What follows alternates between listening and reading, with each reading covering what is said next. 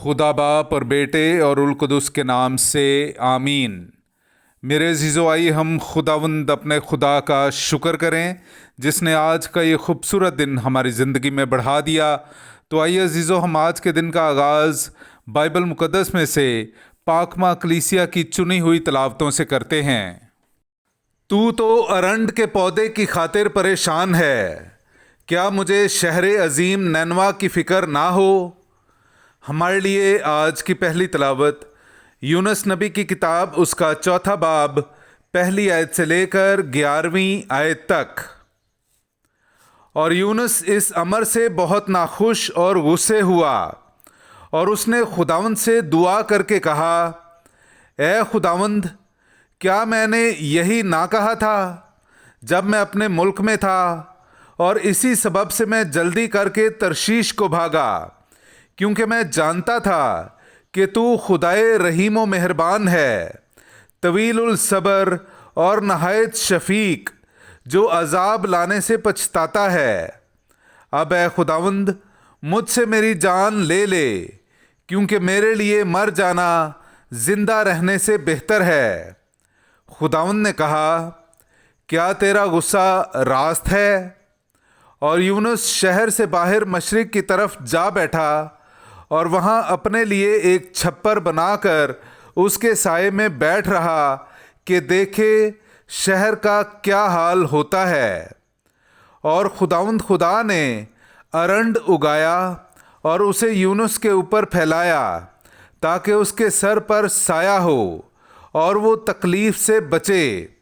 اور یونس اس ارنڈ کے سبب سے نہایت خوش ہوا۔ لیکن دوسرے دن صبح کے وقت خدا نے ایک کیڑا بھیجا جس نے ارنڈ کو کاٹا تو وہ سوکھ گیا۔ جب دھوپ چڑھی تو خدا نے مشرق سے لو چلائی، اور دھوپ نے یونس کے سر میں اثر کیا اور وہ بے تاب ہو گیا، اور اپنے لیے موت کی آرزو کی اور کہا کہ میرے لیے مر جانا زندہ رہنے سے بہتر ہے۔ اس پر خدا نے یونس سے کہا کہ کیا اس ارنڈ کے لیے تیرا غصہ راست ہے؟ اس نے کہا، یہاں تک غصے ہونا راست ہے کہ موت چاہوں۔ خداوند نے کہا کہ تجھے اس ارنڈ کی اتنی فکر ہے، جس کے لیے تو نے نہ محنت کی اور نہ اسے اگایا، وہ تو ایک ہی رات میں اگا اور ایک ہی رات میں سوکھ گیا۔ تو کیا مجھے اس شہر عظیم نینوا کی فکر نہ ہوگی، جس میں بے شمار مواشی کے علاوہ 1,20,000 سے زیادہ ایسے انسان ہیں جو اپنے دائیں اور بائیں ہاتھ میں بھی امتیاز نہیں کر سکتے۔ پاک کلام کا پڑھا اور سنا جانا ہم سب کے لیے باعث برکت ہو۔ خدا کا شکر ہو۔ تو اے خداوند رحیم اور بے حد شفیق ہے۔ میرے عزیزو، آئیے ہم خداوند اپنے خدا کی حمد و تعریف کریں۔ میں آپ کے سامنے پڑھوں گا زبور نمبر 86، اس کی 3 سے 6 اور پھر 9 سے 10 آیت تک۔ تو میرا خدا ہے، اے خداوند مجھ پر رحم کر، کیونکہ میں دن بھر تیرے آگے نالہ کرتا ہوں۔ اپنے خادم کے جی کو خوش کر، کیونکہ اے خداوند میں تیری طرف اپنی روح کو اٹھاتا ہوں، اس لیے کہ تو اے خداوند نیک اور غفور ہے اور اپنے تمام ملتجیوں پر نہایت رحیم ہے۔ اے خداوند میری دعا سن اور میری منت کی آواز پر کان دھر۔ وہ تمام قومیں آئیں گی جن کو تو نے خلق کیا ہے، اور اے خداوند تجھے سجدہ کریں گی اور تیرے نام کی تمجید کریں گی، کیونکہ تو عظیم الشان اور عجیب کام کرنے والا ہے، تو ہی اکیلا خدا ہے۔ پاک کلام کا پڑھا اور سنا جانا ہم سب کے لیے باعث برکت ہو۔ خدا کا شکر ہو۔ ہلیلویا۔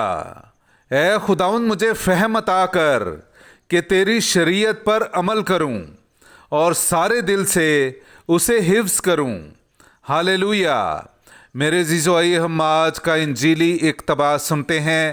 انجیل مقدس بمطابق مقدس لوکا، اس کا 11واں باب، पहली आयत से लेकर चौथी आयत तक। और वो एक जगह दुआ कर रहा था। जब कर चुका तो उसके शागिर्दों में से किसी ने उससे कहा, ए खुदावंद, हमें दुआ करना सिखा, जैसा कि यूहन्ना ने भी अपने शागिर्दों को सिखाया। उसने उनसे कहा कि जब तुम दुआ करो तो कहो, ए बाप, तेरे नाम की तकदीस हो, तेरी बादशाही आए, हमारे रोजीने की रोटी रोज़मर्रा हमें दिया कर, और हमारे गुनाह हमें बख्श, क्योंकि हम भी अपने हर एक कर्जदार को बख्शते हैं, और हमें आजमाइश में पड़ने ना दे। पाक कलाम का पढ़ा और सुना जाना हम सब के लिए बाइस बरकत हो। खुदा का शुक्र हो।